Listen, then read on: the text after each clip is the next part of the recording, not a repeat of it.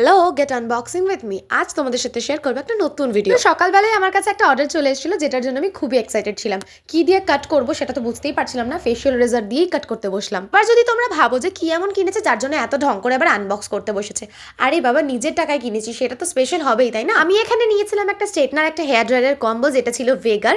তো এটার out of result কি আসছে সেটা আমি নেক্সট কোনো ভিডিওতে তোমাদের সাথে শেয়ার করে দেবো। আর সেই সময় যেহেতু মেন্ত্রাতে খুব ভালো ফেস্টিভ্যাল অফার্স চলছিল, সে কারণে আমি অনেকটা কম প্রাইসে এটা পেয়ে গেছিলাম।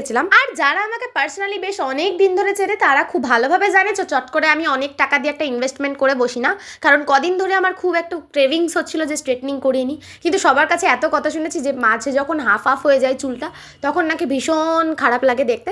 তো সে কারণে আমি ভেবেছি বাবা অল্প অল্প করবো। আর এই কম্বোটার প্রাইস যদি তোমরা কেউ জানতে চাও, অবশ্যই আমাকে ইনবক্স করো, আমি বলে দেবো যেটা কত নিয়েছে। তো এটা লিঙ্ক তো আমি শেয়ার করতে পারবো না। So yeah, that's it for today. Like, comment, share and subscribe. আর এটা কেমন লেগেছে তোমাদের অবশ্যই কিন্তু আমাকে পিন করে জানিও।